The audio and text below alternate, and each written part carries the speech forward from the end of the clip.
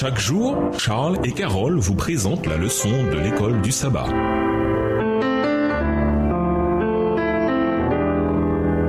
Bienvenue à notre émission. Dieu nous parle. Voilà une leçon de mercredi. Renvoilà. Dans le voisinage non évangélisé des villes, il y a beaucoup qui soupirent après une espérance. Du temps de Jésus, qu'est-ce qui empêchait le peuple de Dieu d'apporter l'espérance du Messie à des villes étrangères comme Tyr et Sidon? Le nationalisme, l'orgueil et les préjugés aveuglaient le peuple de Dieu. Ils ne voyaient pas, tout près d'eux, ceux qui soupiraient après l'espoir prédit par les prophéties de la première venue de Jésus. Aujourd'hui, dans les villes, il y a beaucoup de groupes avec lesquels Jésus-Christ veut que son peuple partage la bienheureuse espérance de son retour. Titre 2, verset 13. Pour Jésus, peu importe leur nationalité ou leur origine, il devrait en être de même pour nous. Lisons Acte 10, les versets 9 à 16, 28, 34 et 35.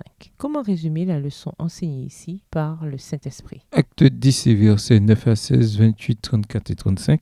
Le lendemain, comme ils étaient en route et qu'ils approchaient de la ville, Pierre monta sur le toit vers la 6e heure pour prier. Il eut faim et il voulut manger. Pendant qu'on lui préparait à manger, il tomba en extase. Il vit le ciel ouvert et un objet semblable à une grande nappe attachée par les 4 coins qui descendait et s'abaissait vers la terre, et où se trouvaient tous les quadrupèdes et les reptiles de la terre et les oiseaux du ciel. Et une voix lui dit: « Lève-toi, Pierre, tue et mange. » Mais Pierre dit: « Non, Seigneur, car je n'ai jamais rien mangé de souillé ni d'impur. » Et pour la seconde fois, la voix se fit encore entendre à lui: « Ce que Dieu a déclaré pur, ne le regarde pas comme souillé. » Cela arriva 3 fois, et aussitôt après, l'objet fut retiré dans le ciel. Verset 28. Vous savez, leur dit-il, qu'il est défendu à un juif de se lier avec un étranger ou d'entrer chez lui. Mais Dieu m'a appris à ne regarder aucun homme comme souillé et impur. Verset 34. Alors Pierre, ouvrant la bouche, dit: En vérité, je reconnais que Dieu ne fait point exception de personne.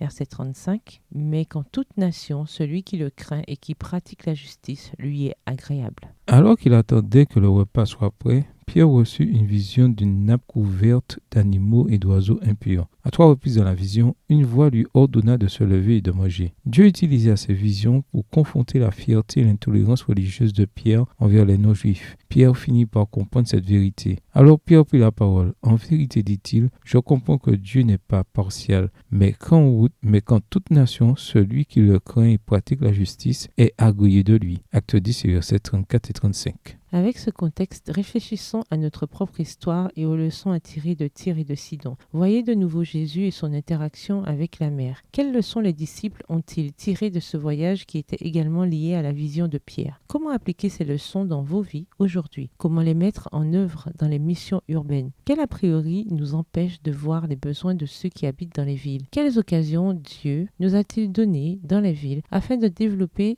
notre compréhension de la mission et de confronter gentiment notre intolérance, notre nationalisme et notre orgueil spirituel? Dans ses enseignements, Jésus a fait preuve de patience envers ses disciples, car il ne comprenait pas encore que le grand plan du salut de Dieu concerne toute la famille humaine et non une seule nation ou un groupe ethnique rural. Le Saint-Esprit peut nous aider à vaincre nos préjugés et nos a priori afin d'achever notre mission envers les villes. Lisons Galates 2, les versets 11 à 13. Qu'est-ce que ce passage devrait nous enseigner sur combien il est difficile de se débarrasser des préjugés que l'on nous a inculqués depuis l'enfance? Galates 2, les versets 11 à 13. Mais lorsque Céphas vint à Antioche, je lui résistai en face parce qu'il était répréhensible. En effet, avant l'arrivée de quelques personnes envoyées par Jacques, il mangeait avec les païens et, quand ils furent venus, il s'esquiva et se tint à l'écart par crainte des circoncis. Avec lui, les autres Juifs usèrent aussi de dissimulation, en sorte que Barnabas même fut entraîné par leur hypocrisie. Au revoir. Et à demain si Dieu veut. Dieu nous parle. Chaque jour, Charles et Carole vous présentent la leçon de l'école du sabbat.